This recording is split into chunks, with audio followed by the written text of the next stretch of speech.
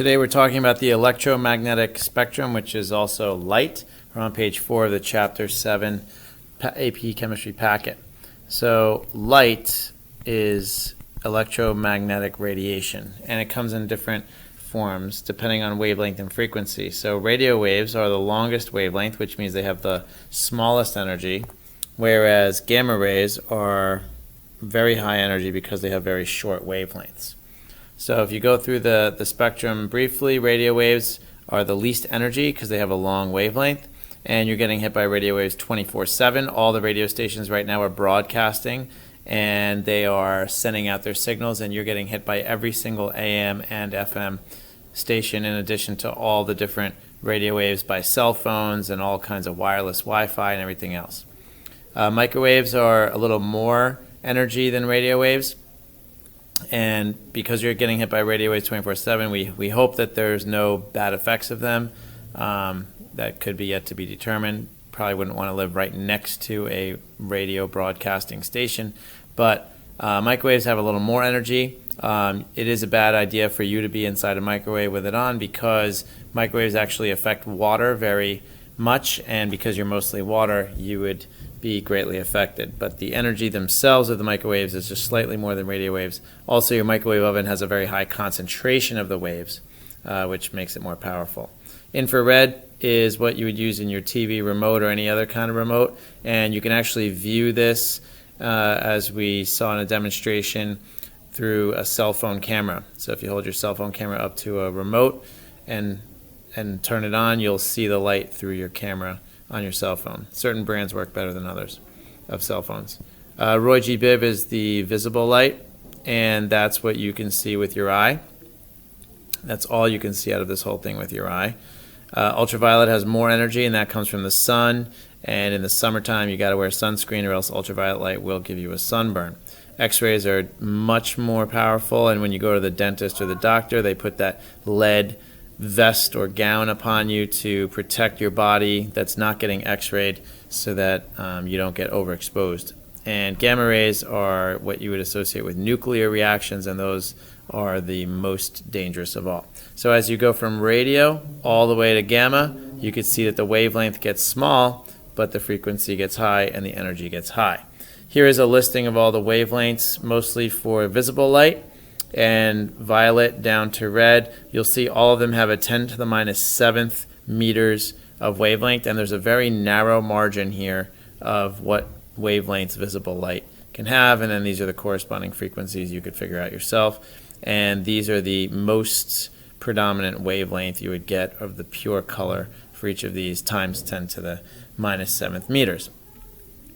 So when you do your experiment with the emission spectra, you would see colored lines, and this is the hydrogen. You'd see a red, you'd see a teal, you'd see a blue and a violet, although when you do it in class, you don't necessarily see 4 of them. You might only see the 3. It's hard to see this blue one right here. But these colors of lights, these colored lines, represent different transitions of electrons in different energy levels. So let's move this up and pause this conversation for a second, and then we'll come back. So quantization means that energy is quantized, which means that it's only specific values. You can only have specific values of energies of electrons. It's kind of like a bookshelf. So if you draw a bookshelf, you know that a book can only be on one particular shelf at a time. It's not going to be in between shelves. So if you have a book on the bottom, you could have a book on the first shelf, book on the second shelf. The book has to be on a shelf, a specific shelf. It's not in between. It's the same thing with electrons. Electrons can only have specific energies. Now we know that the atom has energy levels. So this would be energy level 1, energy level 2, energy level 3, etc. This is the nucleus right here. Okay, we don't believe that the electrons go in orbits around like the planets around the sun. It sounds like a good idea. Niels Bohr had that idea of the atom, and that was commonly held for a while, but then now we believe that electrons are in orbitals, okay, so they're in regions like the S, P, D, and F. But we still hold to the Bohr model in terms of energy levels. Okay, so an electron can have an energy at level 1, 2, or 3. So this drawing really represents the Bohr model in terms of energy levels for now. So how do you find the actual number is you use this equation right here. Okay, so 2.178 10 to the minus 18th. Z is the atomic number, you square that, and then N is the energy level, and you square that. So we're going to deal with hydrogen because it's just a lot easier to deal with. And so hydrogen, you know that the Z value is 1 because it's element number 1, the number of protons. And then you're just going to plug in different N values right here for level 1, 2, 3, etc., and square them. So the first one's going to come out to be negative 2.178 times 10 to the minus 18th joules, because that is what you would get when you plug in a 1 for the Z, which we're doing the whole time because it's hydrogen, and then level 1 is N, so it just comes out to be that number. For level 2, you'd put a 2 here, so it'd be 2 squared and 1 squared on top, and that number would come out to be negative 5.445 times 10 to the minus 19th joules. Level 3 is negative 2.420 times 10 to the negative 19th.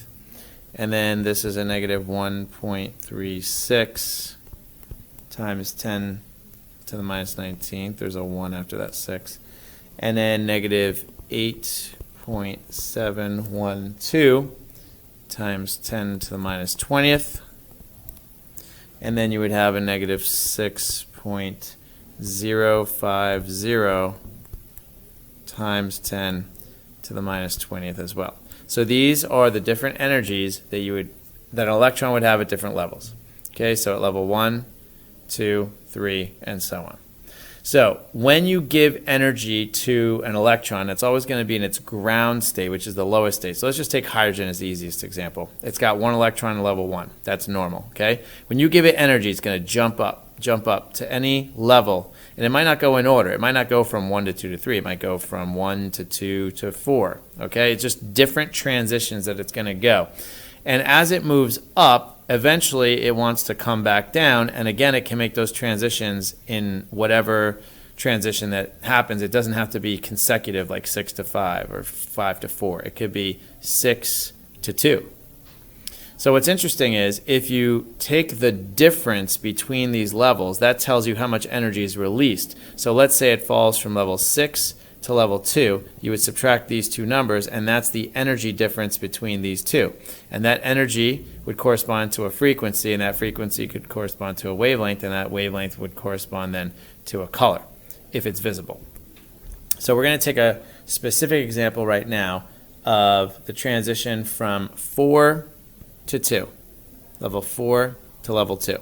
So we're going to go from here to here, which in the drawing would go from level 4, which is right here, to level 2. 4 to 2. It would fall down. And let's find out how much energy is released when that happens.